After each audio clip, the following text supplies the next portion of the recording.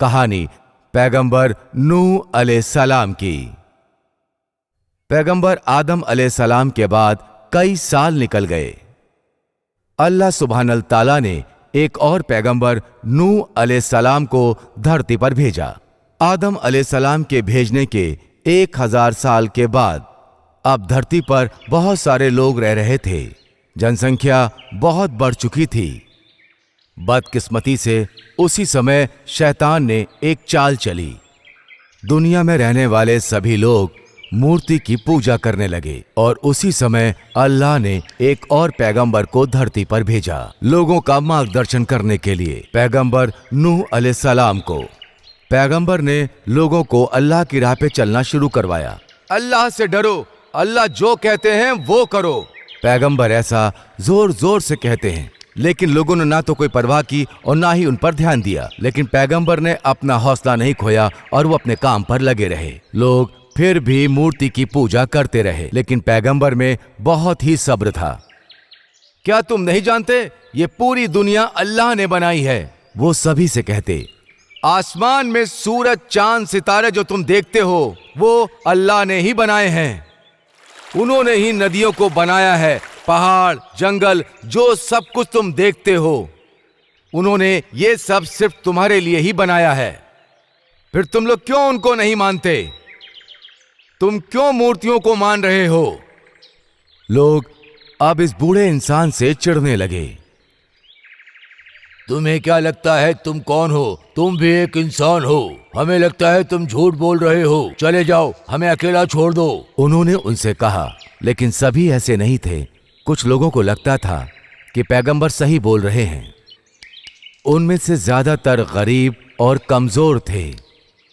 उन्होंने पैगंबर की बात पर ध्यान दिया तो उन्हें समझ में आया कि मूर्ति की प्रार्थना करके वो बहुत बड़ा अपराध कर रहे हैं। दुनिया में 2 तरह के लोग थे, एक वो जो अल्लाह सुब्हानल ताला को मानते थे और दूसरे वो जो मूर्तियों की प्रार्थना किया करते थे। पैगंबर सालों तक लोगों को समझाते रहे।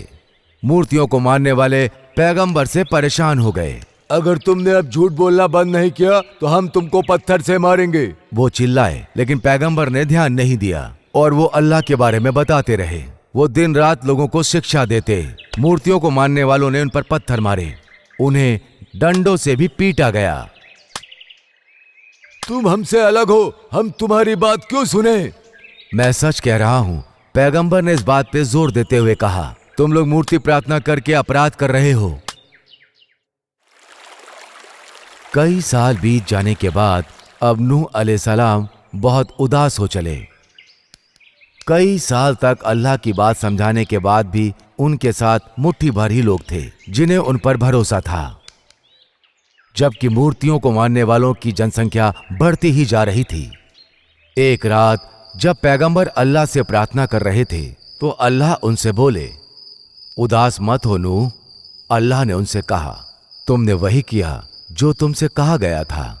मैं गलत कर्मों के लिए दुनिया वालों को सजा देने वाला हूं। दुनिया के सारे लोग मार दिए जाएंगे, सिर्फ मुसलमानों और जानवरों के। अल्लाह सुब्हानल ताला ने कहा कि वो सबसे पहले अल्लाह ने पैगंबर को बहुत सारे पेड़ लगाने के लिए कहा। नूह अलैहिस्सलाम को यह बात समझ में नहीं आ रही थी, लेकिन उन्होंने अल्लाह की बात को माना। उन्होंने पेड़ लगाए जैसा उनसे कहा गया था। उन्होंने अच्छे मुसलमानों से सहायता मांगी और लोगों ने उनकी सहायता भी की। कई सालों के बाद अल्लाह ने फिर पैगंबर से कहा।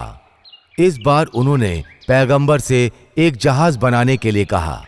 ये एक बहुत बड़ा जहाज बनने वाला था, इतना बड़ा कि उसमें दुनिया के सारे जानवरों के जोड़े आ सके। जहाज? ये मैं कैसे बना पाऊंगा? किसी ने भी इससे पहले जहाज बनाने के बारे में नहीं सोचा था। अल्लाह ने उन्हें जहाज बनाने के बारे में बताया। पैगंबर ने लोगों की सहायता से जहाज को बनाना शुरू कर दिया। किसी को भी जहाज की लंबाई चौड़ाई के बारे में मालूम नहीं था। कुछ लोगों का कहना है कि ये 600 फीट थी, जबकि कुछ लोगों का कहना है कि इसकी लंबाई 2400 फीट थी। जो भी हो, लेकिन जहाज बहुत बड़ा था।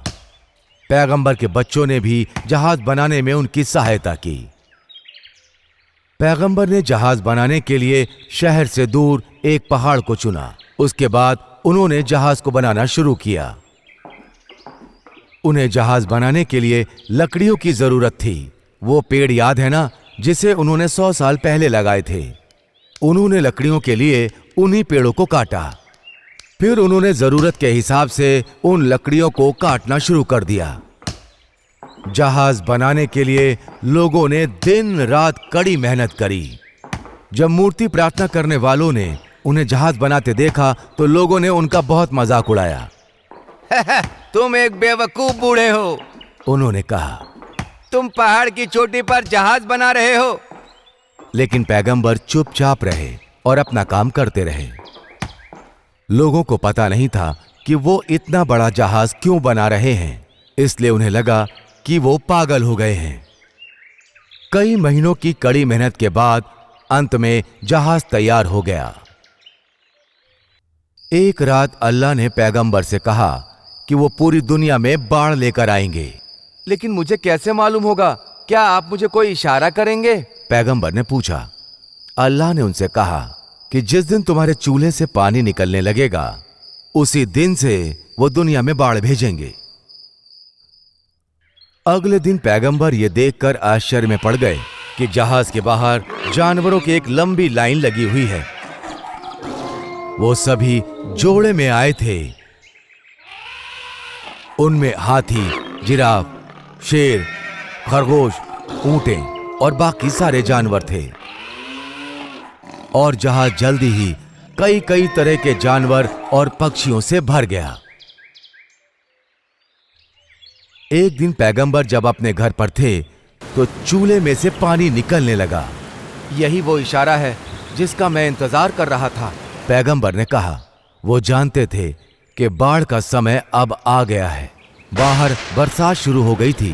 वो बाहर की तरफ भागे और अच्छे मुसलमानों को उन्होंने बुलाया जिन्होंने जहाज बनाने में उनकी सहायता की थी। उन्होंने सबसे जल्दी जहाज पर चढ़ने के लिए कहा। मूर्ति प्रार्थना करने वालों को समझ में नहीं आ रहा था कि ये क्या हो रहा है, इसलिए वो पैगंबर का मजाक बनाने लगे। देखो इस बूढ़े को, उन्होंने कहा। ये तो एक आम बरसात है, ये कितना डर गया है। पैगंबर ने उनकी कोई परवाह नहीं की और उन्होंने अपनी पत्नी बच्चों से जल्दी जहाज पर चढ़ने के लिए कहा।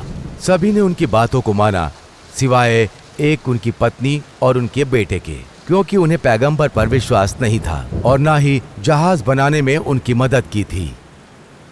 मैं पानी से अपने आप को बचा लूंगा, उनके बेटे ने कहा। आप मेरी चिंता ना करें, उनकी पत्नी ने कहा।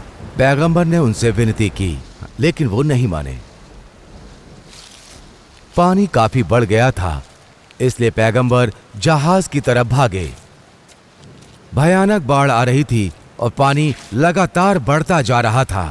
लोगों को अब लग रहा था कि पैगंबर सच बोल रहे थे। अपने आप को बचाने के लिए वो पहाड़ के ऊपर भागे। पैगंबर ने अपनी पत्नी और बेटे को भी पहाड़ पर चढ़ते देखा। उन्होंने चिल्लाकर कहा, जल्दी आओ और जहाज पर चढ़ जाओ और अपने आप को बचा लो। लेकिन उन लोगों ने उनकी बात पर ध्यान नहीं दिया और पहाड़ की चोटी पर जा पहुंचे। उन्हें लगा कि वो ऐसा करके अपने आप को बचा सकते हैं। तभी उन्होंने एक ऊंची लहर को देखा। पहाड़ से भी ऊंची लहर आकर उनसे टकराई और उन्हें अपने साथ ले गई। ये भयानक लहर अल्लाह को ना मानने वालों को भी अपने साथ ले गई। पानी लगातार बढ़ता ही जा रहा था और कुछ समय के बाद धरती पर पानी ही पानी नजर आ रहा था। तब पैगंबर नूह अलैहिस्सलाम ने कहा, बिस्मिल्लाह। जब पैगंबर की जबान से ये शब्द निकले तब जहाज चल पड़ा। बरसात अब रुक चुकी थी, लेकिन पूरी धरती पर हर तरफ पानी ही पानी था। पैगंबर जानते थे कि उन्हें बहुत समय तक जहाज पर ही रहना पड़ेगा। जहाज पर कुल 80 लोग थे और पैगंबर ने इंसानों और जानवरों के लिए खाने का पूरा इंतजाम कर रखा था। ये भी समझने की बात है कि जहाज पर शेर और मासूम भेड़ भी मौजूद थे। जहाज पर चढ़ते ही शेरों को बुखार आ गया। वो पूरे समय तक अपनी ही जगह पर लेटे रहते और इस तरह भेड़ें सुरक्षित थीं। सभी खूंखार जानवर किसी न किसी बीमारी से पीड़ित थे। चूहे पूरे जहाज पर इधर उधर घूमते और वहां रखी चीजों को बर्बाद करते। वो सच में परेशानी का कारण थे। और तब पैगंबर ने अल्लाह से प्रार्थना की और इस तरह बिल्ली का धरती पर आना हुआ। बिल्ली ने चूहों का शिकार शुरू किया और इस तरह चूहों की शरारतें कम हो गईं। अल्लाह सुब्हानल ताला ने इस दुनिया में परेशानियों का निवारण किया, जिसे पैगंबर अच्छी तरह से समझ रहे थे। एक दिन पैगंबर ने एक कौवे को जमीन ढूंढने के लिए उड़ाया, लेकिन कौवा वापस लौटकर नहीं आया। उन्होंने कुछ दिन और इंतजार किया और फिर एक कबूतर को भेजा। कुछ दिनों के बाद वो कबूतर अपनी चोंच में आंवला की पत्ती लेकर लौटा। ये एक इशारा था। पैगंबर जान गए कि जमीन कहीं आसपास में ही है। कुछ दिन जहाज और पानी में तैरता रहा। उसके बाद वो एक पहाड़ के पास आकर लग गया, जिसका नाम जूडी था। पैगंबर ने कहा बिस्मिल्लाह और जहाज रुक गया। आखिरकार यात्रा समाप्त हो गई। पैगंबर ने सबसे पहले जानवरों, पक्षियों और कीड़े मकोड़ों को जहाज से नीचे उतारा। वो बाहर गए और उन्होंने फिर से दुनिया को आबाद करना शुरू किया। पैगंबर और बाकी मुसलमान बाद में जहाज से नीचे उतरे। फिर वो जमीन पर झुककर उन्होंने प्रार्थना करी। इंसानियत की ये एक नई शुरुआत थी। तो बच्चों, तुम्हें यह कहानी पसंद आई? अगर ये वीडियो तुम्हें पसंद आया हो तो सब्सक्राइब का बटन दबाना मत भूलना और हमारे सारे वीडियोस के लिए अपडेट रहो और अपने दोस्तों से भी हमारे वीडियोस के बारे में बताओ। हमारा अगला एपिसोड देखना मत भूलना।